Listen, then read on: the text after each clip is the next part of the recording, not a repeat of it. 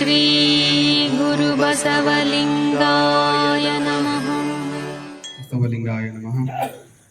ಎಚ್ಚರವಿರಬೇಕು ನಡೆನುಡಿಯಲಿ, ಮತ್ಸರವಿರಬೇಕು ಭವ ಸಂಸಾರದಲ್ಲಿ, ಹುಚ್ಚರಂತಿರಬೇಕು ಜನರ ಕಣ್ಣಿನಲ್ಲಿ, ಮನ ಅಚ್ಚೊತ್ತಿದಂತಿರಬೇಕು ಲಿಂಗದಲ್ಲಿ. ಇಂಥ ಗುಣವುಳ್ಳಾತನೇ ಅಚ್ಚ ಶರಣನು ನೋಡ ಅಖಂಡೇಶ್ವರ. ಬಸವಾದಿ ಪ್ರಮತ್ತರನ್ನ, ವಿಶ್ವದ ಎಲ್ಲ ದಾರ್ಶನಿಕರನ್ನ ಘನನೆನೆದು ಈ ಭಾಗದಲ್ಲಿ ನಡೆದಾಡುವ ದೇವರೆಂದೇ ಪ್ರಖ್ಯಾತಿಯನ್ನು ಹೊಂದಿದಂತ ಬಸವ ತತ್ವವನ್ನೇ ತಮ್ಮ ಉಸಿರಾಗಿಸಿಕೊಂಡು ಆ ತತ್ವವನ್ನ ತಮ್ಮ ತಲೆಯ ಮೇಲೆ ಹೊತ್ತುಕೊಂಡು ಈ ನಾಡಿನಾದ್ಯಂತ ಪಸರಿಸಿದಂತ ಮಹಾಂತ ಶಿವಯೋಗಿಗಳನ್ನ, ಮುರುಗೋಡದ ಮಹಾಂತ ಶಿವಯೋಗಿಗಳು, ಹಾಗೆ ಅತ್ತನಿಯ ಮುರುಘರಾಜೇಂದ್ರ ಶಿವಯೋಗಿಗಳನ್ನ, ಧಾರವಾಡದ ಮೃತ್ಯುಂಜಯಪ್ಪಗಳನ್ನ ಘನನೆನೆದು ಈ ಮಹಾಮನೆಯ ಮಹಾ ಕಾರ್ಯಕ್ರಮಕ್ಕೆ ಮಹಾಗಣಗಳಾಗಿ ತಾವೇನು ಆಗಮಿಸಿದ್ದೀರಿ, ತಮ್ಮೆಲ್ಲರ ಜಂಗಮ ಪಾದಗಳಿಗೆ ನನ್ನ ಭಕ್ತಿಯ ಶರಣಾರ್ಥಿಗಳು. ಶರಣರನ್ನ ನೆನೆಯುವುದೇ ಘನಮುಕ್ತಿ ಪದಂ ಶಿವಾಗಮಂ ಅಂತ ಹೇಳ್ತಾರೆ. ಅಂತ ಶರಣರನ್ನ ಈ ಒಂದು ಸಂದರ್ಭದಲ್ಲಿ ನಾವು ಒಬ್ಬ ಶರಣರನ್ನ, ರಾಜರಾಗಿರ್ತಕ್ಕಂತಹ ಶರಣರು ಶರಣರಾದಂತಹ ಪರಿಯನ್ನ ಇದುವರೆಗೆ ನಮಗ ತಮ್ಮ ಇತಿಹಾಸವನ್ನ ಏನು ತಿಳಿಸ್ಕೊಟ್ರಲ್ಲ ಅಂತಪ್ಪ ಶರಣರಿಗೂ ಶರಣಾರ್ಥಿಗಳನ್ನು ಸಲ್ಲಿಸಿ, ಹಾಗೆ ತಮ್ಮೆಲ್ಲರನ್ನ ಆಗಮದ ಬರುವಿಕೆಯನ್ನ ಸ್ವಾಗತಗೈದಂತ ಶರಣಿಯಲ್ಲಿ ಶರಣಾರ್ಥಿಗಳನ್ನ ಸಲ್ಲಿಸಿ ಈ ಒಂದು ಕಾರ್ಯಕ್ರಮಕ್ಕೆ ಸಾಕ್ಷಿಯಾದಂತ ತಮ್ಮೆಲ್ಲರಿಗೂ ಮತ್ತೊಮ್ಮೆ ಭಕ್ತಿಪೂರ್ವಕವಾದ ಶರಣಾರ್ಥಿಗಳು. ಇವತ್ತು ಶರಣರಾದಂತ ಚಂದೀಮರಸರು ಅವರ ಇತಿಹಾಸನ ಒಂದಿಷ್ಟ ನೋಡಿದ್ವಿ. ಅವರು ಕೃಷ್ಣಾ ನದಿಯ ದಡದಲ್ಲಿ ಒಂದು ಮಾಂಡಲಿಕ ರಾಜರಾಗಿ, ಆ ಕಲ್ಯಾಣ ಚಾಲುಕ್ಯರ ಸಾಮಂತ ದೊರೆಗಳಾಗಿ ತಮ್ಮ ರಾಜ್ಯ ದರ್ಬಾರವನ್ನ ನಡೆಸಿದಂತ ಇತಿಹಾಸ ನಮಗ ಇತಿಹಾಸ ಪುಟದಲ್ಲಿ ಸಿಗುತ್ತದೆ. ಅಂತ ಒಬ್ಬ ಮಹಾಶರಣರ ಇವತ್ತು ನೆನಹು. ಅಂತ ನೆನಹು ಕಾರ್ಯಕ್ರಮಕ್ಕೆ ತಾವೆಲ್ಲರ ಆಗಮನದ ನೆನಹು. ಅವ್ರದೊಂದು ವಚನವನ್ನ ನಿರ್ವಚನ ಮಾಡುವಂತ ಒಂದು ಅವಕಾಶ.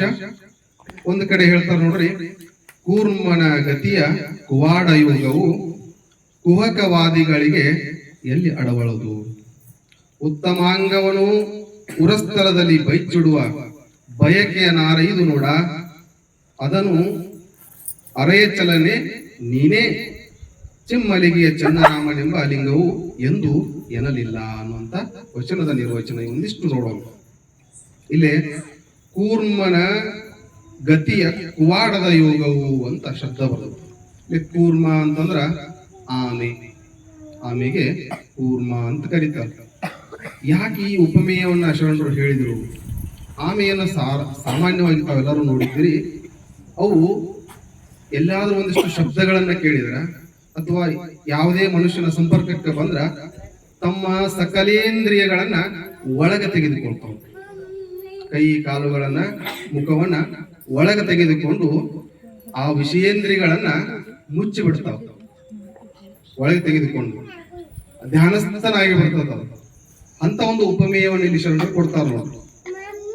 ಅಂತ ಒಂದು ಪ್ರಕೃತಿಯ ವಿಸ್ಮಯ ಆ ಪ್ರಾಣಿ. ಏನಾದ್ರೂ ಒಂದು ಕೋಹಕವಾದ ಶಬ್ದವನ್ನ ಕೇಳಿಬಿಟ್ರ ಅಥವಾ ಏನಾದ್ರೂ ಒಂದು ಘರ್ಷಣೆ ಶಬ್ದವನ್ನು ಕೇಳಿಬಿಟ್ರ ಅದೇನ್ ಮಾಡ್ತದ ಅಂದ್ರ ತನ್ನ ಸಕಲೇಂದ್ರಿಯನವನ್ನ ತನ್ನ ಒಳಗೆ ಅದಿಮಿಟ್ಟುಕೊಂಡು ಅದೇನ್ ಮಾಡ್ತದ ಅಂದ್ರೆ ನಿರ್ಜೀವ ವಸ್ತು ಅಂತೆ ಸುಮ್ಮನೆ ಧ್ಯಾನಸ್ಥನಾಗಿ ಬಿಡ್ತದೆ. ತಾವು ಸಾಮಾನ್ಯವಾಗಿ ಅದನ್ನ ನೋಡಿರಬಹುದು. ಆದರೆ ಈ ಮನುಷ್ಯ ಪ್ರಾಣಿ ಏನ್ ಮಾಡ್ತಾನ, ಒಂದಿಷ್ಟು ಎಲ್ಲಾದ್ರೂ ಜಗಳ ಹತ್ತಿತ್ತು ಅಂತಂದ್ರ ಇವನ ಎಲ್ಲಾ ಇಂದ್ರಿಯಗಳು ಏನ್ ಮಾಡ್ತಾನು, ಒಳಗೆ ತೆಗೆದುಕೊಳ್ಳೋದಿಲ್ಲ, ಹೊರಗೆ ಹಾಕ್ತಾನ. ಅಲ್ಲೆಲ್ಲೋ ಒಂದ್ ಕಡೆ ಜಗಳ ಪ್ರಾರಂಭ ಆಯಿತು ಅಂತಂದ್ರೆ ಮೊದಲೇನ್ ಹೊರಗೆ ಹಾಕ್ತಾನ್ರಿ, ಕಿವಿ ಹೊರಗೆ ಹಾಕ್ತಾನ. ಇಲ್ಲಿಂದ ಅಲ್ಲಿವರೆಗೂ ಇವನ ಕಿವಿ ಹೊರಗೆ ಹೋಗಿರ್ತದೆ. ಯಾಕಂದ್ರೆ ಅದನ್ನ ಕೇಳ್ಬೇಕಲ್ಲ, ಯಾರು ಯಾರಿಗೆ ಏನಂದ್ರು, ಯಾರು ಏನೇನ್ ಮಾತಾಡಿದ್ರು, ಒಂದಿಷ್ಟು ವಿಷಯ ವಾಸನೆ. ಮೊದಲನೇದಾಗಿ ಕಿವಿಯನ್ನೇ ಹೊರಗೆ ಹಾಕ್ತಾನ, ಎರಡನೇದಾಗಿ ಕಣ್ಣನ್ನು ಹೊರಗೆ ಹಾಕ್ತಾನ. ನೋಡ್ರಿ, ಎಲ್ಲಿಂದ ತಾನಿರುವ ಸ್ಥಳದಿಂದ ಆ ನಡಿತಕ್ಕಂತ ಸ್ಥಳದವರೆಗೆ ಯಾರ್ಯಾರು ಬರತಾರಲ್ಲಿ, ಯಾರು ಯಾರ್ಯಾರಿಗೆ ಜಗಳತೈತಿ ನೋಡುವುದೊಂದಿಷ್ಟು, ಅದನ್ನ ಹೊರಗೆ ಹಾಕ್ತಾನವ. ಇಲ್ಲೇ ಏನ್ ಹೇಳ್ತಾರ ಶರಣರು, ಕೂರ್ಮದವನ್ನ ಉಪಮೇಯವಾಗಿ ಕೊಟ್ಟು ಅದು ಒಳಗ ಹಾಕ್ತದ, ನಾವೇನ್ ಮಾಡತ್ತೇವು ಅದಕ್ಕೆ ವಿರೋಧವಾಗಿ ಹೊರಗೆ ಹಾಕ. ಇದು ಅಷ್ಟೇ ಸುಮ್ಮನೆ ಇರೋದಿಲ್ರಿ, ಮುಂದೇನ್ ಮಾಡ್ತಾನ, ಕಾಲನ್ನು ಹೊರಗೆ ಹಾಕ್ತಾನ. ಕಾಲನ್ನು ಕೂಡ ಹೊರ ಹಾಕ್ತಾನೆ. ಯಾಕಂದ್ರೆ ಅಲ್ಲಿ ಹೋಗ್ಬೇಕಲ್ಲ, ಹೆಂಗ್ ಹೋಗ್ಬೇಕಂದ್ರೆ 4 ಜಿಗಿತ ಮಾಡಿರ್ತಾನೆ. ಅಲ್ಲಿ ಹೋಗಿ 4 ಸ್ಟೆಪ್ನೊಳಗೆ ಏನ್ ಮಾಡಿರ್ತಾನ್ರಿ, ಅಲ್ಲಿ ಹೋಗಿ ನಿಂತ್ಕೊಂಡಿರ್ತಾನೆ. ಇಷ್ಟು ವಿಷಯ ವಾಸನೆ ನಮಗೆ, ಇಷ್ಟು ವಿಷಯ ವಾಸನೆ. ಸಾಮಾನ್ಯವಾಗಿ ಯಾರಾದ್ರೂ ಒಂದಿಷ್ಟು ಗಂಡ ಹೆಂಡತಿ ಜಗಳ ಮಾಡಿರ್ತಾರ ನೋಡಿ. ಸಂಸಾರ ಅಂತಂದ್ರೆ ಒಂದಿಷ್ಟು ಬರೋದೆ, ಒಂದಿಷ್ಟು ಮನಸ್ತಾಪಗಳು, ಒಂದಿಷ್ಟು ಗಂಡ ಹೆಂಡತಿನರವನ್ನ ಹಾಕ್ಬಾರ್ದಿರ್ಲಿ ಅಥವಾ ಹೆಂಡತಿ ಗಂಡನರವನ್ನ ಹಾಕ್ಬಾರ್ದಿರ್ಲಿ, ಏನ್ ಮಾಡಿರ್ತಾರ ಅಂತಂದ್ರ ವಿಷಯ ವಾಸನೆ ನೋಡ್ರಿ. ಅದನ್ನು ನೋಡಿ ಏನ್ ಮಾಡ್ತಾರ, ಈ ಕುಹಕಗಳು ಅಂತ ಒಂದು ಶಬ್ದ ಬಳಸ್ಯಾರ. ಕುಹಕಗಳು ಇವ್ರು ಏನ್ ಮಾಡ್ತಾರ ಅಂತಂದ್ರ ಆ ಬಡದಾಡಿದಂತ ಪ್ರಸಂಗವನ್ನ ಏನ್ ಮಾಡ್ತಾರ ಇವರು, ಹಂಚಬೇಕಲ್ಲ ಅದನ್ನ ಮನೆ ಮನೆಗೆ. ಮೇರೆ ಮನೆ ಹೋಗಿ ಏನ್ ಮಾಡ್ತಾರೋ, ಬೆಳಿಗ್ಗೆ ಗೊತ್ತಿಲ್ಲ ಅಂದ್ಕೊಳ್ಳ ಏನಾಗಿತ್ತು ಅಂತ ಅವ್ರು ಕೇಳ್ತಾರ. ಹಿಂಗ್ ಬಡದ ಅಕ್ಕಿ ಅವನ್ ಬಡಳ, ಅವ ಅಕ್ಕಿನ ಬಡ. ಇದು ಇವ್ರಿಗೆ ಏನಾದ್ರೂ ಲಾಭ ಐತನ? ಏನೂ ಇಲ್ಲ. ಆದ್ರೂ ವಿಷಯ ವಾಸನೆ. ಇಂಥ ವಿಷಯಗಳನ್ನ ಏನ್ ಮಾಡ್ತೇವೆ ನಾವು, ಹೊರಗೆ ಹಾಕಿ. ಸರಿ, ನೀನು ಇಂಥ ವಿಷಯಗಳನ್ನ ಹೊರಗೆ ಹಾಕವ, ಪುಸ್ತಕ ಮಾಡಿಬೇಕಾದ್ರೆ ಪ್ರಿಂಟ್ ಮಾಡಿ ಹಂಚ. ನೀ ಯಾವತ್ತಾದ್ರೂ ಆ ಒಂದು ಪ್ರಸಂಗದಿಂದ ಹೊರಗತ್ತೀನ ಅಂತ ನೋಡಿಕೊಂಡು ಹಂಚ. ಇಂಥ ವಿಷಯಗಳನ್ನ ನೀನು ಹಂಚೋದೇ ಆದ್ರೆ, ಇವನು ಹೊರಗೆ ಹಾಕೋದೇ ಆದ್ರೆ, ಆ ಒಂದು ಪ್ರಸಂಗದಿಂದ ತಾನೇನಾದ್ರೂ ಹೊರಗಿದ್ರ ಹಂಚಲಿಕ್ಕೆ ನಿನಗೆ ಪರ್ಮಿಷನ್. ಒಂದು ವೇಳೆ ಹಂಚುವುದಾದ್ರೆ ಮತ್ತೆ ನೀನು ಮಾಡಿದ್ರು ಕೂಡ ಪರರು ಹಂಚುತ್ತಾರೆ ಅನ್ನುವಂತ ಪರಿಜ್ಞಾನದ ಪರಿವೆ ಕೂಡ ನಮಗ ಇಲ್ಲಿ ಬರಬೇಕು. ಈ ದಶೆ ಒಳಗಡೆ ಅವ್ರು ಏನ್ ಹೇಳ್ತಾರೆ ನೋಡ್ರಿ, ಆ ಒಂದು ಕೂರ್ಮದ ಗತಿಯ ಕುವಾಡದ ಯೋಗವು ಕುಹಕಗಳಿಗೆ ಅಳವಡುವುದು ಅಂತ ಹೇಳ್ತಾರೆ. ಆ ಯೋಗ, ಕೂರ್ಮದ ಯೋಗ ಏನಿದಲ್ಲ, ಅದು ಈ ಕುಹಕಗಳಿಗೆ ಅಳವಡುವುದು ಅಂತ ಹೇಳ್ತಾರೆ. ಇಲ್ಲಿ ಯೋಗ ಸಿದ್ಧಿ ಒಳಗಡೆ ಪ್ರಮುಖವಾಗಿ 3 ಸಿದ್ಧಿಗಳು ಬರ್ತಾವ. ಕೂರ್ಮನ್ಯಾಯ, ಮತ್ಸನ್ಯಾಯ, ಕುಕ್ಕುಟ ನ್ಯಾಯ ಅಂತ. ಅಂದ್ರೆ ಯೋಗಿ ಪುರುಷರು ಆ ಸ್ಥಿತಿಗೆ ಏರುವುದು. ಇಲ್ಲಿ ಮೊದಲನೇದಾಗಿ ನಾವು ಕುಕ್ಕುಟ ನ್ಯಾಯ ಅಂತ ಏನಂತ ನೋಡೋದಾದ್ರ, ಕುಕ್ಕುಟ ಅಂತಂದ್ರ ಕೋಳಿ, ಕುಕ್ಕುಟ ನ್ಯಾಯ ಅಂತಂದ್ರ ಕೋಳಿ ತನ್ನ ಮರೆಗಳಿಗೆ ತತ್ತಿ ಹಾಕ್ತದೆ. ತತ್ತಿ ಹಾಕಿ ಮರೆ ಕೂಡಿಸಿಕೊಂಡು ಆ ಮರೆಗಳಿಗೆ ಆಹಾರವನ್ನು ಕೊಡ್ಬೇಕಲ್ಲ. ಅವು ಸಣ್ಣ ಮರಿ ಇರ್ತಾವ. ಅವಾಗ ಏನ್ ಮಾಡ್ತಂದ್ರ ತನ್ನ ದೇಹ ಸ್ಪರ್ಶನದಿಂದ ತನ್ನೊಳಗದನ್ನ ಏನ್ ಹೇಳ್ತವ್ರಿ ಅಮಿಚಿಟ್ಕೊಂಡು ಒಂದಿಷ್ಟು ದೇಹ ಸ್ಪರ್ಶನದಿಂದ ಏನ್ ಮಾಡ್ತಂತದನ್ನ ಸಾಕುತ್ತದೆ. ಅದರ ಮುಖಾಂತರ ಆಹಾರ ಕೊಡುತ್ತೆ. ಸೃಷ್ಟಿಯ ಈ ನಿಸರ್ಗ ರೀತಿ ಅದ್ಭುತವಾದಂತ, ಬರೇ ಕೋಳಿ ಅಂತಲ್ಲ, ಆ ಪ್ರಭೇದಗಳು ಎಲ್ಲ ಪಕ್ಷಿಗಳು ಏನ್ ಮಾಡ್ತಾವು, ಹಂಗ ಒಂದಿಷ್ಟು ಅವುಗಳ 4 ದಿನಗಳನ್ನ ತನ್ನ ಮೈ ಸ್ಪರ್ಶನದಿಂದ ಅವುಗಳಿಗೆ ಏನ್ ಮಾಡ್ತಾವ್ರಿ, ಆಹಾರವನ್ನ ಸಪ್ಲೈ ಮಾಡ್ತಾವ. ಇದಕ್ಕೆ ಕುಕ್ಕುಟ ನ್ಯಾಯ ಅಂತ ಇರ್ತಾರೆ. ಮತ್ತೆ ಶಿವಯೋಗಿಗಳಿಗೆ ಈ ಕುಕ್ಕುಟ ನ್ಯಾಯ ಹೇಗೆ ಬರ್ತೈತಿ ಅಂತಂದ್ರ, ಒಬ್ಬ ಗುರು ತನ್ನ ಶಿಷ್ಯನಿಗೆ ನಿಷ್ಠೆಯಿಂದ ಬಂದಂತ ಆ ಪರಮ ಭಕ್ತನಿಗೆ ಹಸ್ತಮಸ್ತಕ ಸಂಯೋಗವನ್ನ ಮಾಡಿ ಆ ಕೃಪಾ ಕುಟಾಕ್ಷವನ್ನ ಸ್ಪರ್ಶನ ಮಾಡಿದರ ಆ ಶಿಷ್ಯನ 3 ಜನ್ಮದ ಕರ್ಮವು ಕೂಡ ಹರಿದು ಹೋಗ್ತದೆ. ಅಂದ್ರೆ ಗುರು ಅಷ್ಟು ಎತ್ತರಕ್ಕೆ ಹೋಗಿರ್ಬೇಕು. ಗುರು ಆ ಕುಕ್ಕುಟ ನ್ಯಾಯದ ಸ್ಥಿತಿಗೆ ಹೋಗಿರ್ಬೇಕು. ಅವಾಗ ಏನಾಗ್ತದ್ರಿ, ಗುರು ಮುಟ್ಟಿದ ಅಂದ ತಕ್ಷಣ ಏನಾಗ್ತದ್ರಿ, ಎಂತ ಕಡು ಪಾಪಿ ಇದ್ರೂ ಕೂಡ ಅವನ ತ್ರಿಜನ್ಮದ ಕರ್ಮ ಹರಿದು ಮಾಯಾಮಲ, ಕಾರ್ಮಿಕ ಮಲ, ಆಣವ ಮಲಗಳು ಹರಿದು ಭಕ್ತ ಆಗ್ತಾನು. ಅಂತ ತಾಕತ್ತು ಆ ಗುರುವಿನಲ್ಲಿ ಇರಬೇಕು. ಅಂತ ಗುರುಗಳು ಕೂಡ ಅನೇಕ ಜನ ನಮ್ಮಲ್ಲಿ ನಾಡಿನುದ್ದಕ್ಕೂ ಕಾಯ್ಕೋಗ್ಯಾರ. ಅಂತ ಒಂದು ಸಾಧನೆಯನ್ನು ಕೊಡುವಂತ ಗುರುಗಳು. ಇನ್ನ ಮತ್ಸ್ಯನ್ಯಾಯ ಅಂತ ನಾವು ನೋಡ್ತೀವಿ. ಮತ್ಸ್ಯನ್ಯಾಯ ಅಂತಂದ್ರ, ಮತ್ಸ್ಯ ಅಂತಂದ್ರ ಮೇನುಗಳು ಕೂಡ ತಮ್ಮ ಮರಿಗಳಿಗೆ ಯಾವ ರೀತಿ ಆಹಾರವನ್ನ ಕೊಡ್ತದ ಅಂತ ನಾವು ನೋಡಿದಾಗ, ಅವು ತಮ್ಮ ಕಣ್ಣಿನ ಮುಖಾಂತರ ಆಹಾರವನ್ನ ಕೊಡ್ತವೆ. ಸೃಷ್ಟಿಯ ವೈಚಿತ್ರ್ಯ ಎಷ್ಟು ಚೆನ್ನಾಗಿತ್ತು. ಬರೀ ಮೀನಂತಷ್ಟೇ ಅಲ್ಲ, ಆ ಜಾತಿಯ ಎಲ್ಲ ಪ್ರಭೇದಗಳು ಅವು ಸಣ್ಣ ಮರಿಗಳನ್ನ ತಮ್ಮ ಮುಂದಿಟ್ಟುಕೊಂಡು ತನ್ನ ಕಣ್ಣಿನ ಮುಖಾಂತರ, ದೃಷ್ಟಿಯ ಮುಖಾಂತರ ಏನ್ ಮಾಡ್ತದ, ಆಹಾರವನ್ನ ಕೊಡುವಂತ ಒಂದು ಅದ್ಭುತವಾದಂತ ನಿಸರ್ಗ ಸೃಷ್ಟಿಯೊಳಗಡೆ ನಡೆಯುವಂತ ಪ್ರಕ್ರಿಯೆಗಳಿವೆ. ಇದಕ್ಕ ಮತ್ಸ್ಯನ್ಯಾಯ ಅಂತ ಕರೀತಾರೆ. ಆ ಪ್ರಭೇದಗಳೆಲ್ಲವೂ ಜಲಚರ ಪ್ರಭೇದಗಳೇನದಾವಲ್ಲ ಅವೆಲ್ಲವೂ ಕೂಡ ಅವಕ್ಕೆ ಹಾಲು ಉಣಿಸುವುದಿಲ್ಲ ಅಥವಾ ಇನ್ಯಾವುದೋ ಒಂದು ಮಾರ್ಗವಾಗಿ ಅವು ಆಹಾರವನ್ನು ಕೊಡುವುದಿಲ್ಲ. ಕೇವಲ ಕಣ್ಣಿನ ಮುಖಾಂತರ ನೋಡುವುದರ ಮುಖಾಂತರ ಅವುಗಳಿಗೆ ಆಹಾರವನ್ನು ಕೊಡ್ತಾವು.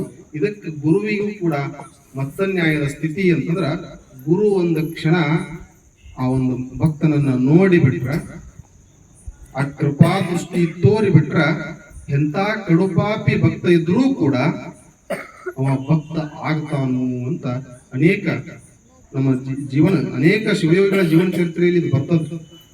ಗುರು ಆ ರೀತಿ ಏರಿರ್ಬೇಕ್ರಿ, ಆ ಸ್ಥಿತಿ ಏರಿರ್ಬೇಕು ಅಂತವನಿಗೆ ಮಾತ್ರ ಸಾಧ್ಯ ಅದ. ಎಲ್ಲರಿಗೂ ಹಂಗ ನೋಡಿದ ತಕ್ಷಣ ಆಗೋದಿಲ್ಲ. ಗುರುನ ಪರಮ ಪಾಪಿ ಇದ್ರ ಇನ್ನು ಆಮೇಲೆ ಕಳೆಯೋದೆಲ್ಲಿ. ಇನ್ನು ಕೂರ್ಮನ್ಯಾಯ ಅಂತಾರ ನೋಡ್ರಿ. ಕೂರ್ಮನ್ಯಾಯ ಅಂತಂದ್ರ ಈ ಒಂದು ಕೂರ್ಮ ತನ್ನ ಮರಿಗಳಿಗೆ ಹೇಗೆ ಸಪ್ಲೈ ಮಾಡ್ತದ್ರಿ ಆಹಾರವನ್ನ ಅಂತಂದ್ರ, ಇದು ತನ್ನ ಏನು ಕುಕ್ಕುಟ ನ್ಯಾಯದಂತೆ ತನ್ನ ಮೈ ಸ್ಪರ್ಶನದಿಂದ ಮಾಡೋದಿಲ್ಲ, ಅಥವಾ ಮತ್ಸ್ಯ ನ್ಯಾಯದಂತೆ ತನ್ನ ದೃಷ್ಟಿಯಿಂದನೂ ಮಾಡೋದಿಲ್ಲ. ಇದೇನ್ ಮಾಡ್ತದ ಅಂದ್ರ, ಇದು ಎಲ್ಲೋ ಇರ್ತದ, ಇದರ ಮರಿಗಳು ಎಲ್ಲೋ ಇರ್ತಾವ. ಇದರ ಮರಿಗಳು ಒಂದ್ ಕಡೆ ಇದ್ರ ಈ ತಾಯಿ ಇನ್ನೊಂದು ಕಡೆ ಇರ್ತತಿ. ಅದು ಹೆಂಗ ಆಹಾರ ಸಪ್ಲೈ ಮಾಡ್ತಂದ್ರ ತರಂಗದಗಳ ಮುಖಾಂತರ ಆಹಾರ ಸಪ್ಲೈ ಮಾಡುತ್ತೆ. ವಾತಾವರಣದ ತರಂಗದ ಮುಖಾಂತರ. ಎಷ್ಟು ಅದ್ಭುತಲ್ರಿ ಇದು ಸೃಷ್ಟಿ. ತಾಯಿ ಎಲ್ಲೋ ಇದೆ, ಈ ಕಡೆ ಮರಿ ಎಲ್ಲೋ ಇದೆ. ಹೇಗೆ ಸಪ್ಲೈ ಮಾಡ್ತಂದ್ರೆ ತರಂಗಗಳ ಮುಖಾಂತರ ತನ್ನ ಮಗುವಿಗೆ ಆಹಾರವನ್ನು ನೀಡುವಂತ ಒಂದು ಅತ್ಯದ್ಭುತವಾದಂತ ಸೃಷ್ಟಿಯ ವೈಚಿತ್ರ್ಯ ನೋಡಿ. ಆ ಎಲ್ಲ ಪ್ರಭೇದಗಳು ಬರೀ ಆಮೆ ಅಂತಷ್ಟೇ ಅಲ್ಲ, ಆ ಎಲ್ಲ ಪ್ರಭೇದಗಳು ಅಂತದೊಂದು ಪ್ರಭೇದಗಳೇನದಾವಲ್ಲ ಅವೆಲ್ಲವೂ ಕೂಡ ಇದೇ ರೀತಿಯಾದಂತ ಆಹಾರವನ್ನ ತನ್ನ ಮಗುವಿಗೆ ಕೊಡುವಂತ. ಇದನ್ನ ಯಾಕೆ ಕುರ್ಮನ್ಯಾಯದ ಸ್ಥಿತಿ ಶರಣರಿಗೆ ಆಗ್ಲಿ ಶಿವಯೋಗಿಗಳಿಗಾಗ್ಲಿ ಬಂದಿತ್ತು ಅಂತ ಇದನ್ನು ಹೇಳಿದ್ರ, ಇಲ್ಲಿ ನಾವು ರಾಘವೇಂದ್ರ ಸ್ವಾಮಿಗಳನ್ನಾಗ್ಲಿ ಅಥವಾ ಸಿದ್ಧಾರೂಢರ ಜೀವನ ಚರಿತ್ರೆಯಲ್ಲಾಗ್ಲಿ ಇದು ಬರ್ತತ್ತು. ಅವ್ರ ಶಿಷ್ಯರು ಎಲ್ಲೋ ಇರ್ತಾರ, ಅವ್ರಿಗೆ ಏನಾದ್ರೂ ತ್ರಾಸಾದ್ರ ಆ ಗುರುವಿಗೆ ಗೊತ್ತಾಗ್ತಾರೆ. ಗುರು ಎಲ್ಲೋ ಯಾವುದೋ ಊರೊಳಗೆ ಇರ್ತಾರ, ಅವ್ರ ಶಿಷ್ಯರು ಇನ್ಯಾವುದೋ ಊರೊಳಗೆ ಇರ್ತಾರ. ಆ ಶಿಷ್ಯ ಅಲ್ಲೇ ತ್ರಾಸ ಪಡೆದದ ಅಂತಂದ್ರ ಗುರುವಿಗೆ ಅದು ಗೊತ್ತಾಗ್ತಕ್ಕಂಥ ನೋಡ್ರಿ. ಈ ಅನೇಕ ಜೀವನ ಚರಿತ್ರೆಕಾರಲ್ಲಿ ನಾವು ನೋಡ್ತೇವೆ. ಸಿದ್ಧಾರೂಢರ ಜೀವನ ಚರಿತ್ರೆಯಲ್ಲೂ ಕೂಡ ಅವರು ಬಹಳಷ್ಟು ಬಡತನದಿಂದ ಬಾವಿ ಹಾರುವಂತ ಪ್ರಸಂಗದೊಳಗೆ ಸಿದ್ಧಾರೂಢರೇ ಬಂದವ್ರನ್ನ ತಡೆದು ಸಂತೈಸಿರು ಅಂತ ನಾವು ಕೇಳಿರ್ತೀವಿ. ಇದಕ್ಕೆ ಇನ್ನೊಂದು ಒಳ್ಳೆಯ ಪ್ರಸಂಗ ಅಂತಂದ್ರ, ಇಲ್ಲೇ ನಮ್ಮ ಮುರುಗೋಡದ ಮಾಂತ ಶಿವಯೋಗಿಗಳಿಗೆ ಪರಮ ಭಕ್ತರೊಬ್ಬರು ಬೆಳಗಾವಿ ಒಳಗಡೆ ಸಿದ್ದರಾಮ ಅನ್ನುವಂತ ಒಬ್ಬ ಬಂಗಾರ ಅಂಗಡಿ ಅಂತ ಇರ್ತಾರೆ. ಸಿದ್ದರಾಮ ಬೆಂಬಳಿಗೆ ಅನ್ನುವಂಥವ್ರು ಒಂದು ದೊಡ್ಡ ಬಂಗಾರ ಅಂಗಡಿ ಇರ್ತೈತಿ. ಆ ಬಂಗಾರ ಅಂಗಡಿ ಶಿವಯೋಗಿಗಳು ಸಾಮಾನ್ಯವಾಗಿ ಅವ್ರ ಮನೆಗೆ ಹೋಗುದು ಬರುದು ಮಾಡ್ತಿರ್ತಾರೆ. ಅವರು ಕೂಡ ಅಷ್ಟೇ ಪರಮ ನಿಷ್ಠೆಯಿಂದ ಪರಮ ಭಕ್ತರು ಆಗಿರ್ತಾರೆ. ಇದೇನು ಬಹಳ ದೂರದ ಹಿಂದಿನ ಇತಿಹಾಸದಲ್ಲಿ ದ್ವಾಪಾರ ಯುಗದ್ದು ಅಥವಾ ತ್ರೇತಾಯುಗದ ಇತಿಹಾಸ ಅಲ್ಲ, ಕೇವಲ 50 ವರ್ಷದ ಒಳಗಿನ ಇತಿಹಾಸ. 50 ವರ್ಷದ ಒಳಗಿನ ಇತಿಹಾಸ ಅಂದ್ರ ಈ ಕುರ್ಮನ್ಯಾಯದ ಸ್ಥಿತಿಗೆ ಏರಿದಂತ ಗುರು ಹೇಗೆ ಇರಬಲ್ಲ ಅನ್ನೋದಕ್ಕೆ ಒಂದು ಉದಾಹರಣೆ ಇದೆ. ಅವರು ಬಂಗಾರ ಅಂಗಡಿಯಲ್ಲಿ ಬಹಳಷ್ಟು ಲಾಸ್ ಆಗಿ ಏನ್ ಮಾಡ್ತಾರ್ರಿ, ಪೂರ್ತಿ ತಮ್ಮ ಎಲ್ಲ ಸಂಪತ್ತನ್ನು ಕಳ್ಕೊಂಡ ಪೂರ್ತಿ ಇನ್ನೇನ್ ಸಾಯ್ಬೇಕು ಅನ್ನೋ ಸ್ಥಿತಿಗೆ ಬಂದು ನಿಂದಿರ್ತಾರೋ. ನಿಂತಾಗ ಆ ಸಿದ್ದರಾಮಣ್ಣ ಏನ್ ಮಾಡ್ತಾರೋ, ಒಂದು ಪತ್ರ ಬರೀತಾರೆ. ಯಾಕಂದ್ರೆ ಗುರುವಿಗೆ ಬಹಳ ಅವಿನಾಭಾವ ಸಂಬಂಧ ಇರುತ್ತೆ, ಗುರುವಿಗೂ ಆ ಭಕ್ತನಿಗೂ. ಇನ್ನು ನಾನು ಸಾಯ್ಬೇಕು ಅಂತ ಒಂದು ಕಟು ನಿರ್ಧಾರವನ್ನು ಮಾಡ್ಕೊಂಡು ಏನ್ ಮಾಡ್ತಾನ, ಆ ಮಹಾಂತ ಶಿವಯೋಗಿಗಳಿಗೆ ಒಂದು ಪತ್ರ ಬರೀತಾನೆ. ಬಹಳ ನೊಂದ ಪತ್ರ ಬರೀತಾನೆ. ನನ್ನ ಜೀವನ ಇಷ್ಟೆಲ್ಲ ಬರಬಾದಾಗೈತ್ರಿಪ್ಪ, ನಾನಿನ್ನು ಹೋಗ್ತೇನೆ ಅನ್ನುವಂತ ತನ್ನ ಕಣ್ಣೀರಿನೊಳಗಡೆ ಆ ಪತ್ರವನ್ನು ಬರೀತಾನೆ. ಬರೆದಾಗ ಆ ಪತ್ರವನ್ನು ತೆಗೆದುಕೊಂಡು ಹೋಗಿ ನೇನು ಟಪಾಲಕ್ಕೆ ಆ ಡಬ್ಬಿ ಒಳಗೆ ಹಾಕಿ ಬಂದವ ಸಾಯುವ ನಿರ್ಧಾರ. ಪತ್ರ ತಗೊಂಡ ಹೋಗಿ ಆ ಒಂದು ಪೋಸ್ಟ್ ಆಫೀಸ್ಗೆ ಹೋಗ್ತಾನ್ರಿ. ಪೋಸ್ಟ್ ಆಫೀಸ್ಗೆ ಹೋದಿಂದ ಸಡನ್ ಆಗಿ ನೋಡ್ತಾನ, ಆ ಪೋಸ್ಟ್ ಡಬ್ಬಿ ಹೊಂದಿಗೆ ಮಹಾಂತ ಶಿವಯೋಗಿಗಳು ಅದಾರ. ಮಹಾಂತ ಶಿವಯೋಗಿಗಳು ಅಲ್ಲೇ ಅದಾರ. ಒಂದು ರೀತಿ ಗಾಬಾಗ್ಬಿಡ್ತಿ. ನಾನು ಶಿವಯೋಗಿಗಳಿಗೆ ಪತ್ರ ಬರ್ದನ್ನ ಅಂತಿಮ ನಮನವನ್ನು ಸಲ್ಲಿಸಿದ್ನಿ. ಇದೇನ್ ಶಿವಗಳೇ ಪ್ರತ್ಯಕ್ಷರಾಗ್ಯಾರ ಅಂತೇಳಿ ಆ ಪತ್ರವನ್ನು ಮಡಿಚಿಟ್ಕೋತಾನ್ರ, ಮುಚ್ಚಿಕೊಂಡು ಹೋಗಿ ಅವ್ರ ಪಾದಕ್ಕ ನಮಸ್ಕಾರ ಮಾಡಿ ಎದ್ದು ನಿಂದಿರ್ತಾನ. ಎದ್ದು ನಿಂತಾಗ ಪತ್ರ ಕೊಡಪ್ಪ ಅಂತಾರ. ಅವ್ರು ನಿನ್ನ ಪತ್ರ ಇಸ್ಕೊಂಡು ಹೋಗಾಕ ಬಂದೇನು, ಪತ್ರ ಕೊಡು ಅಂತಾರ. ಅವಾಗ ಪಾಪ ದಿಗ್ಭ್ರಾಂತರ ಆಗಿಬಿಡ್ತಾರ್ರಿ ಅವ್ರು ಸಿದ್ದರಾಮಣ್ಣ. ಅದಾಗ ಅವ್ರೆಲ್ಲ ವಿಚಾರಗಳು ಶಿವಗಳಿಗೆ ಗೊತ್ತಾಗಿ ಬಿಡ್ತತಿ. ಅವಾಗ ಶಿವಗಳು ಅವರಿಗೆ ಇದು ಬುದ್ಧಿ ಹೇಳಿ ಆ ಪತ್ರವನ್ನು ಇಸಿಕೊಂಡು ಹರಿದು, ಯಾವಾಗ ಗುರು ಕೃಪಾ ದೃಷ್ಟಿ ಬೀರ್ತಾರ ನೋಡ್ರಿ, ಗುರು ಶಿಷ್ಯನಿಗೆ ಕೃಪಾ ದೃಷ್ಟಿಯನ್ನ ಬೀರಿ ಏನ್ ಮಾಡ್ತಾರೋ ಒಂದಿಷ್ಟು ಸಾಂತ್ವನ ಹೇಳಿ ತಮ್ಮ ಮಠಕ್ಕೆ ಅವ್ರು ಬರ್ತಾರ. ಆ ನಂತರ ಮತ್ತೆ ಸಿದ್ದರಾಮಯ್ಯನವರು ಉತ್ತರೋತ್ತರವಾಗಿ ಮತ್ತೆ ಬೆಳಿತಾರ. ಇದು ಕುರ್ಮನ್ಯಾಯದ ಸ್ಥಿತಿ. ಇದು ಕುರ್ಮನ್ಯಾಯದ ಸ್ಥಿತಿ. ಗುರು ಆ ಸ್ಥಿತಿಗೆ ಏರಿರ್ಬೇಕ್ರಿ. ಗುರು ಮುಖ್ಯವಾಗಿ ಆ ಸ್ಥಿತಿಗೆ ಏರಿರ್ಬೇಕು. ಕುಕ್ಕಟ ನ್ಯಾಯದ ಸ್ಥಿತಿಗೆ ಏರಿರ್ಬೇಕು, ಮತ್ಸನ್ಯಾಯದ ಸ್ಥಿತಿಗೆ ಏರಿರ್ಬೇಕು, ಕುರ್ಮನ್ಯಾಯದ ಸ್ಥಿತಿಗೆ ಏರಿರ್ಬೇಕು. ಇನ್ನೂ ಹಲವಾರು ಸಿದ್ಧಿಗಳು ಬರ್ತಾವ್ರಿ. ಅಷ್ಟಮ ಮಹಾಸಿದ್ಧಿಗಳು ಬರ್ತಾವ. ಗಣಿಮ, ಅಗಿಮ, ಮಾಯ ಆಗುವುದು ಅಥವಾ ಅದೃಶ್ಯನಾಗುವುದು, ಇವೆಲ್ಲ ಸಿದ್ಧಿಗಳಿವು. ಇವೆಲ್ಲ ಶರಣರು ಬಹಳ ತುಚ್ಛವಾಗಿ ಕಾಣಿಸ್ತಾರೆ. ಬಹಳ ತುಚ್ಛವಾಗಿ ಇವೊಂದಿಷ್ಟು ಭೌತಿಕ ಜನರನ್ನ ಒಂದಿಷ್ಟು ಏನ್ ಮಾಡಾಕ ರಂಜಿಸಲಿಕ್ಕೆ ಒಂದಿಷ್ಟು ಸಿದ್ಧಿಗಳು. ಇಂಥ ಸಿದ್ಧಿಗಳು ಅಲ್ಲ ಶರಣರ ಸಿದ್ಧಿಗಳು ಬಹಳಷ್ಟು ಮೇರುವಾದಂಥದ್ರಿ. ಗುರುಮುಟ್ಟಿ ಗುರುವಾಗುವ ಪ್ರಕ್ರಿಯೆಯನ್ನ ಶರಣರು ನಮಗೆ ದೊರಕಿಸಿಕೊಡ್ತಾರೆ. ಇಂತಹ ಗುರು ಇದ್ರ, ಅವನಿಗೆ ತಕ್ಕ ಶಿಷ್ಯನ ಇದ್ರ ಅಂದಾಗಿಂತ ಕೆಲಸಗಳು ಆಗ್ತಾವ. ಅಂತ ಮಹಾಗುರುವಿಗೆ ಹಾಗೇ ಶಿಷ್ಯನು ಹಂಗೆ ಇರ್ಬೇಕು. ಅಂದಾಗ ಏನಾಗ್ತದ್ರಿ, ಅಲ್ಲಿ ಇವು ಕೆಲಸ ಮಾಡ್ತಾವ. ಇನ್ನ ಮತ್ಸನ್ಯಾಯ, ಕುರ್ಮನ್ಯಾಯ, ಕುಕ್ಕುಟ ನ್ಯಾಯವನ್ನು ನೋಡಿದ್ರು ಅಂದ್ರೆ ತ್ರಿಕಾಲ ಜ್ಞಾನಿಗಳು ಅನೇಕ ಜನರು ನಮ್ಗ ಸಿಗ್ತಾರ. ಇಂತಹ ಪ್ರಸಂಗಗಳು ರಾಘವೇಂದ್ರ ಸ್ವಾಮಿಗಳ ಜೀವನದಲ್ಲಿಯೂ ಕೂಡ ಆಗಿ ಹೋಗ್ಯಾವ. ಅಂದ್ರೆ ಎಲ್ಲೋ ಇದ್ದಂತ ಭಕ್ತರನ್ನ ಇವರು ತ್ರಿಕಾಲದೊಳಗೆ ನೋಡಿದ್ರು ಅಂತಂದ್ರ ಗೊತ್ತಾಗ್ತಿತ್ತು ಅವರ ಪರಿಸ್ಥಿತಿ. ಎಲ್ಲವೂ ಅವ್ರು ಅರ್ಥ ಮಾಡ್ಕೊಳ್ತಿದ್ರು ಅಂದ್ರೆ ಆ ಸ್ಥಿತಿಗೆ ಅವರು ಏರಿದ್ರು ಅಂತ. ಇನ್ನು ಮುಖ್ಯವಾಗಿ ಈ ಜಗತ್ತಿನೊಳಗಡೆ ಎಲ್ಲರಿಗೂ ತ್ರಿಕಾಲ ಜ್ಞಾನಿಗಳು ಅಂತಂದ್ರು, ಜಗದ್ಗುರುಗಳು ಅಂತಂದ್ರು. ಇನ್ನೇನು ಯಾವುದು ವಿರುದ್ಧ ಭಾವನೆಗಳನ್ನ ಕೊಟ್ಟರು. ಅದ್ರ ಮುಖ್ಯವಾಗಿ ಬಸವಣ್ಣನವರಿಗೆ ಪಂಚಪರುಷ ಮೂರ್ತಿ ಬಸವಣ್ಣ ಅಂತ ಕರೀತಾರೆ. ಜಗತ್ತಿನೊಳಗೆ ಯಾವ ವ್ಯಕ್ತಿಗೂ ಕರೆದಿಲ್ಲ. ಮೊಟ್ಟ ಮೊದಲನೇದಾಗಿ ಬಸವಣ್ಣನವರಿಗೆ ಪಂಚಪರುಷ ಮೂರ್ತಿ ಬಸವಣ್ಣ ಅಂತ ಕರೀತಾರೆ. ಈ ಶಬ್ದ ಯಾರಿಗೂ ಬಳಸಿಲ್ಲ.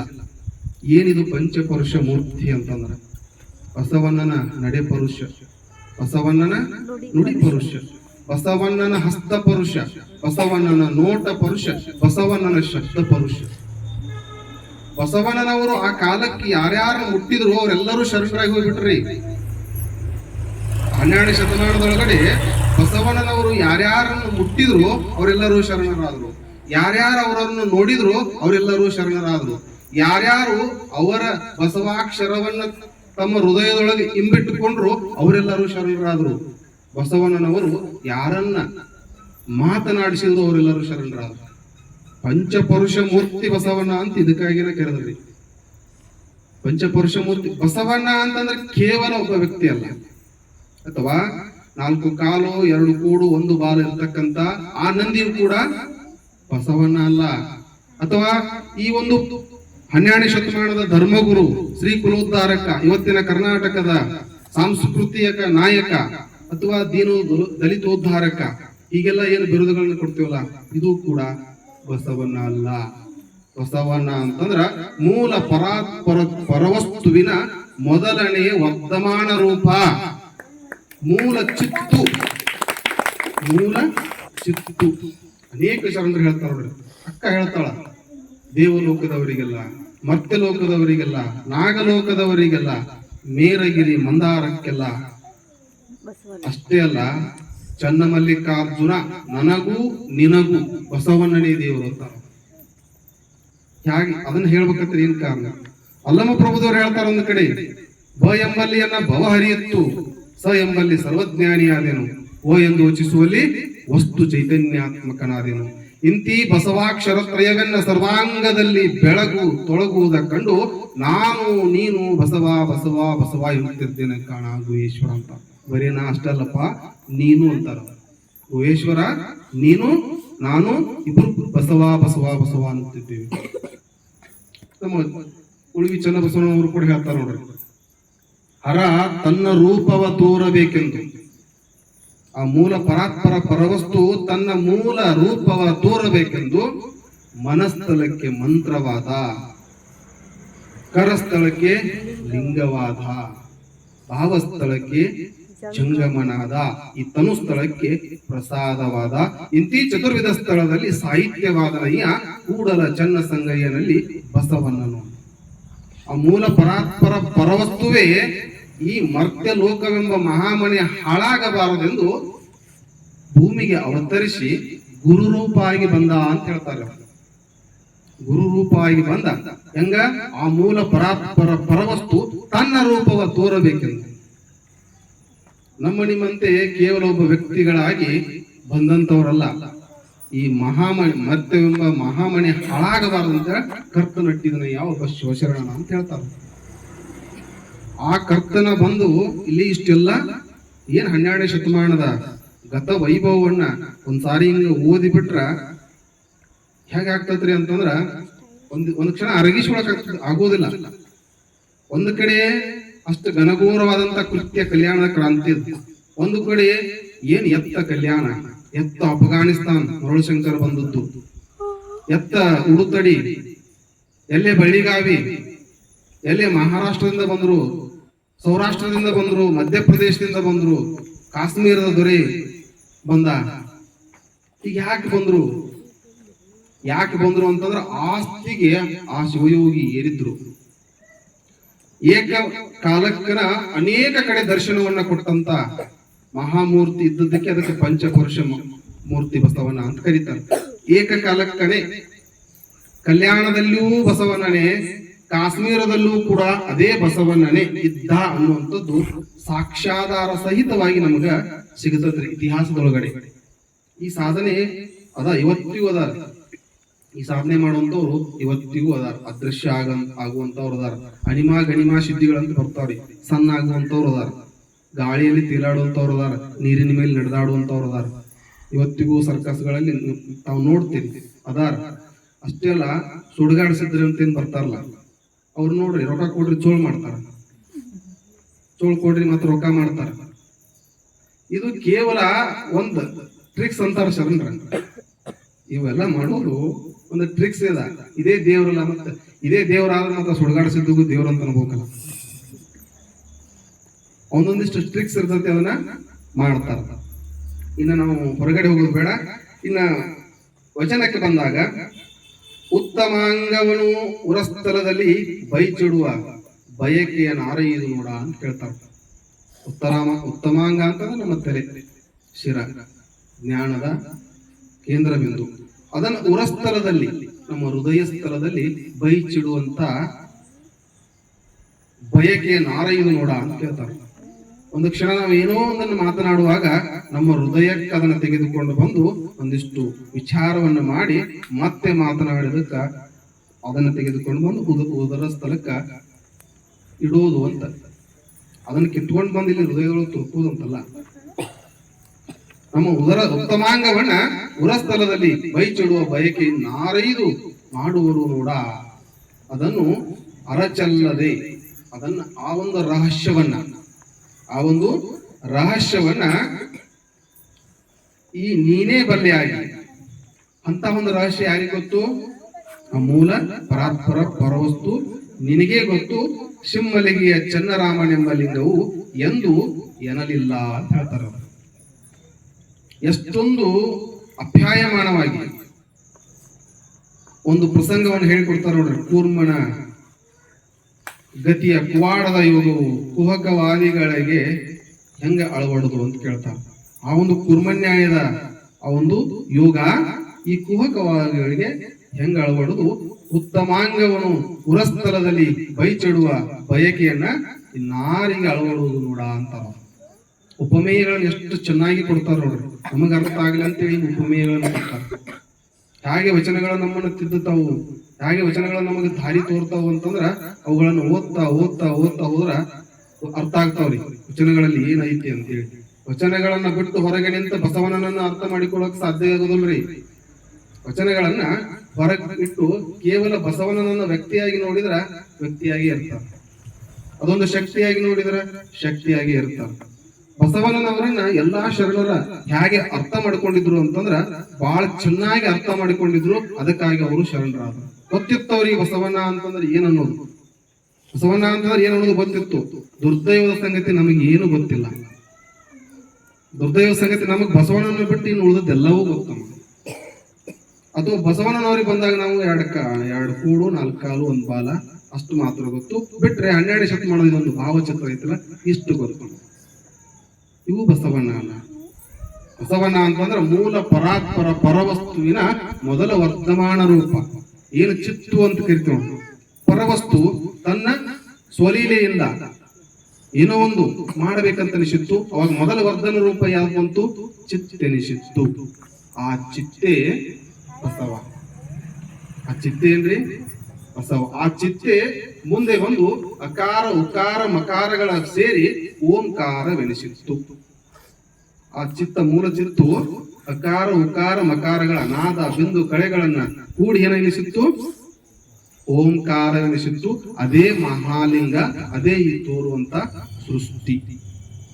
ಈ ತೋರುವ ಸೃಷ್ಟಿಗೆ ಹುಟ್ಟುವುದಕ್ಕಿಂತ ಪೂರ್ವದಲ್ಲಿ ಯಾವ್ದಾದ್ರೂ ಒಂದು ವಸ್ತು ಇತ್ತು, ಯಾವ್ದಾದ್ರು ಅಕ್ಷರಗಳಿತ್ತು ಅಂತಂದ್ರ ಬಸವ. ಅದಕ್ಕಾಗಿ ಬಸವ ಎಂಬ 3 ಅಕ್ಷರ ಹೃದಯ ಕಮಲದಲ್ಲಿ ನೆಲೆಗೊಂಡರೆ ಅಭೇದ್ಯ ಭೇದ್ಯವಾಗುವುದು, ಅಸಾಧ್ಯ ಸಾಧ್ಯವಾಗುವುದು. ಇಂತು ಲೌಕಿಕದ ಕುಭಾಷೆಯ ಕಳೆದು ಬಸವಣ್ಣನಿಂದ ಭಕ್ತಿ ಬರ ಒಪ್ಪುವುದು ಅಂತ. ಬಸವ ಅಂದ ತಕ್ಷಣ ಹೃದಯದೊಳಗ ಬಸವ ಅಂದ ತಕ್ಷಣ ಏನಾಗ್ತದ್ರಿ? ಭಕ್ತಿಯ ಬೆಳೆನ ಬೆಳೀತದಂತ. ಆ ಶಬ್ದಕ್ಕೆ ಅಷ್ಟು ತಾಕತ್ತೈತ್ರಿ. ಆ ಬಸವ ಅಂತಂದ್ರೆ ನೀವು ನೋಡ್ರಿ, ಹಾಗೆ ಸುಮ್ಮನೆ ಕೂಡ್ರಿ, ಬಸವ ಬಸವ ಬಸವ ಅಂತನ್ರಿ, ಹೃದಯ ಅರಳತಂತಿ. ಆ ಶಬ್ದಕ್ಕೆ ಅಷ್ಟು ತಾಕತ್ತೈತ್ರಿ. ಆ ತಾಕತ್ತಿದ್ದಾಗನ 900 ವರ್ಷಗಳಾದರೂ ಕೂಡ ಎಲ್ಲಿಯೂ ಚ್ಯುತಿ ಬಾರದೆ ತನ್ನ ಮೂಲ ಸ್ಥಿತಿಯನ್ನ ಕಾಯ್ದುಕೊಂಡು ಇವತ್ತು ಜಗತ್ತಿನಾದ್ಯಂತ ಪ್ರಸರಿಸುತ್ತದೆ. ಜಗತ್ತಿನಾದ್ಯಂತ ಯಾಕೆ ಆಸಕ್ತಿ? ಆ ಒಂದು ಶಬ್ದಕ್ಕೆ ಆಸಕ್ತಿ ಐತೆ ಅಂತಂದ್ರ ಇವತ್ತು ಇಂಡೋನೇಷ್ಯಾ ದೇಶ, ಇಸ್ಲಾಂ ದೇಶ 110 ಎಕರೆಗಳಷ್ಟು ಭೂಮಿಯನ್ನ ಕೊಟ್ಟು ಅನುಭವ ಮಂಟಪ ಮಾಡಲಿಕ್ಕೆ ಮುಂದಾಗಿದೆ. ಇಸ್ಲಾಂ ದೇಶ 110 ಎಕರೆ, ಬಹಳಷ್ಟು ಬೆಲೆ ಬಾಳುವಂತ ಸಮುದ್ರದ ತೀರದ ಒಂದು ಭೂಮಿ. ಸುತ್ತಲೂ ಸಮುದ್ರದ ನಡುಗಡ್ಡೆ, ಬಹಳ ದೊಡ್ಡ ಸ್ವರ್ಗದಂತೆ ಇದ್ದಂತ ಭೂಮಿ ಅದು. ಬಹಳಷ್ಟು ಬೆಲೆ ಬಾಳುವಂತ ಭೂಮಿಯನ್ನ ಅವರು ವಿಚಾರ ಮಾಡ್ಯಾರ, ಅನುಭವ ಮಂಟಪ ಕಟ್ಟಬೇಕಂತೇಳಿ. ನಾವು ಅದೇ ಕುಲದೊಳಗೆ ಹುಟ್ಟಿ ನಾವ್ ಏನ್ ಕಟ್ಟಾಕತ್ತೀವಿ? ಕಟ್ಟೋದಂತಂದ್ರೆ ಬರೀ ಬಾಹ್ಯವಾಗಿ ಕಟ್ಟೋದಲ್ಲ, ಹೃದಯದೊಳಗೂ ಕಟ್ಟಬೇಕಲ್ಲ. ಹೃದಯದೊಳಗೂ ಕಟ್ಟಬೇಕಲ್ಲ. ಇಲ್ಲಿ ಒಂದು ಕಡೆ ಹೇಳ್ತಾರ ನೋಡ್ರಿ, ತೋಂಟದ ಸಿದ್ಧಲಿಂಗ ಶ್ರೀಗಳು ಬಸವಣ್ಣ ಅಂತಂದ್ರೆ ಏನಂತ.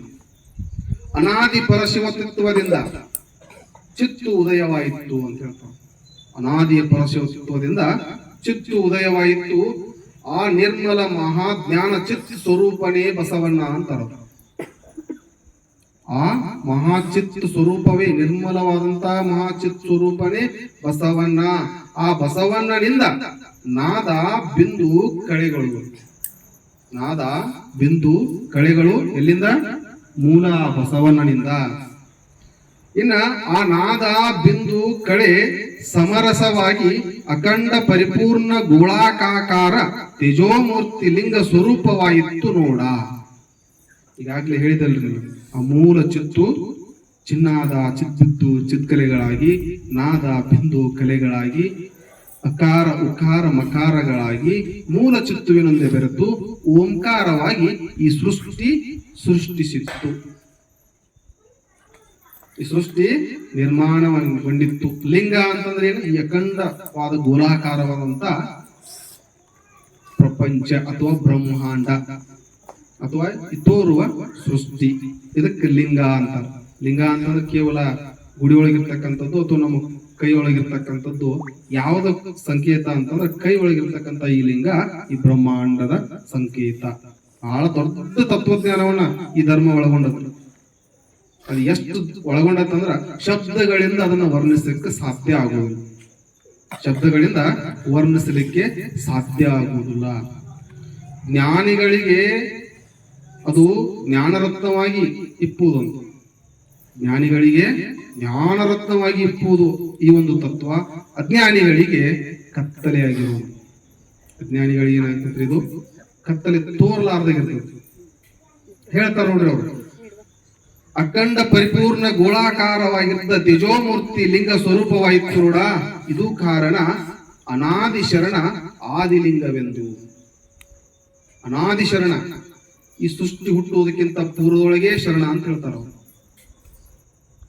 ಶರಣ ಅನ್ನುವಂತ ಶಬ್ದವೇ ಒಂದು ಅತ್ಯದ್ಭುತವಾದಂತ ಶಬ್ದ ರೀ. ಕೇವಲ ಯಾರಿಗೂ ಶರಣ, ಇವ ಶರಣ ಅನ್ನೋದಲ್ಲ.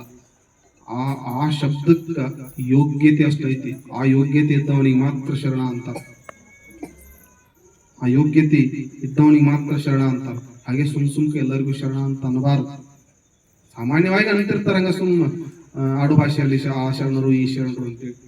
ದೇವರಾಗಬಹುದಂತ್ರಿ, ಶರಣರಾಗುವುದಷ್ಟು ಸರ್ವ ಸಾಧ್ಯ ಇಲ್ಲ. ದೇವರಾಗಿ ಬರ್ಬಹುದು, ಬಹಳ ಸುಲಭ. ಶರಣನಾಗುವ ಸ್ಥಿತಿ ಏನೈತಲ್ಲ, ಇದು ಸಾಮಾನ್ಯ ಸ್ಥಿತಿ ಅಲ್ಲ. ನಮಗ ಗೊತ್ತಿಲ್ಲ. ಯಾಕೆ ಗೊತ್ತಿಲ್ಲ ಅಂತಂದ್ರ ನಾವು ಇನ್ನೂ ಅಲ್ಪಮತಿಗಳು. ಪರಿಪೂರ್ಣ ಜ್ಞಾನವಂತರಲ್ಲ ನಾವು. ಬಹಳ ಸೀಮಿತವಾದಂತ ಜ್ಞಾನ ಐತಿ. ಆ ಸೀಮಿತವಾದ ಜ್ಞಾನವನ್ನೇ ನಾವು ಮಹಾಜ್ಞಾನಿಗಳಂತ ತಿಳ್ಕೊಂಡಿವಿ. ಅದಕ್ಕಾಗಿ ನಮಗೇನಾಗೈತ್ರಿ, ಅರ್ಥ ಆಗಿಲ್ಲ. ಬಸವಣ್ಣ ಅಂತಂದ್ರೆ ನಮಗೆ ಅರ್ಥ ಆಗಿಲ್ಲ, ನಮ್ಮ ಧರ್ಮ ಅಂತಂದ್ರೆ ನಮಗೆ ಅರ್ಥ ಆಗಿಲ್ಲ. ಏನ್ರಿ ಧರ್ಮ, ಎಂತ ಮೇರುಗಿರಿ, ವರ್ಣಿಸಲಿಕ್ಕೆ ಸಾಧ್ಯ ಆಗೋದಿಲ್ಲ. ಎಷ್ಟು ವೈಚಾರಿಕ ಚಿಂತನೆಗಳದಾವ. ಇವತ್ತಲ್ರಿ, ಇನ್ನೂ 1000 ವರ್ಷ ಈ ಭೂಮಿ ಇರುವವರೆಗೂ ಇದು ವೈಚಾರಿಕವಾಗೇ ಇರ್ತದ. ಕೆಲವೊಂದಷ್ಟು ಹಿಂದೆ ಧರ್ಮಗಳು ಏನ್ ಹೇಳಿದ್ವು, ಸೂರ್ಯನೇ ದೇವರು ಅಂತ ಹೇಳಿದ್ರು. ಸೂರ್ಯನೇ ದೇವರು. ಅವ್ರ ವಿಜ್ಞಾನಿಗಳು ಇವತ್ತು ಹೇಳ್ತಾರ, ಸೂರ್ಯ ಹಂಗೂ ಒಂದಿಷ್ಟು ಆಯುಷ್ಯ ಐತಿ, ಮುಂದವ ಸತ್ತು ಹೋಗ್ತಾನ. ಇಲ್ಲಿ ಹೋಯ್ತಲ್ರಿ ಅವ್ರ ಧರ್ಮದ ಫಿಲಾಸಫಿ. ಇನ್ನು ಕೆಲವೊಂದಷ್ಟು ಜನ ಚಂದ್ರ ದೇವರು ಅಂತಂದ್ರು. ಆದ್ರ ಚಂದ್ರ ಗ್ರಹದ ಮೇಲೆ ಇವತ್ತು ವಿಜ್ಞಾನಿಗಳು 6 ತಿಂಗಳು ಹೋಗಿ ಬರತ್ತಾರ. 6 ತಿಂಗಳು ಹೋಗಿ ಬಂದ್ರೆ ಅವ್ರು ಸುಮ್ಮನೆ ಬರ್ತಾರಲ್ಲಿ, ಎಲ್ಲ ಅವ್ರ ಮಲ ಮೂತ್ರ ವಿಸರ್ಜನೆಯನ್ನೆಲ್ಲ ಮಾಡೇ ಬರ್ತಾರಲ್ಲ. ಮತ್ತೆ ಇವ್ರ ದೇವ್ರುಗಳು ಎಲ್ಲಿ ಹೋಗುದು? ಒಂದಿಷ್ಟು ಚಿಂತನೆ ಇದೆ. ವಿಡಂಬನೆಯೂ ಅಲ್ಲ, ವಿರೋಧನೂ ಅಲ್ಲ. ಶರಣರ ದೇವರಿಗೂ ನಾವು ಕಂಡುಕೊಂಡಂತ ದೇವರಿಗೂ ಬಹಳ ವ್ಯತ್ಯಾಸ ಇದೆ. ಬಹಳಷ್ಟು ಜನ ಏನ್ ಹೇಳ್ತಾರ, ದೇವರು ನಮ್ಮ ಒಳಗಿದ್ದಾನೆ, ದೇವರು ನಮ್ಮ ಒಳಗಿದ್ದಾನೆ. ಎಲ್ಲಿದ್ದಾನೆ?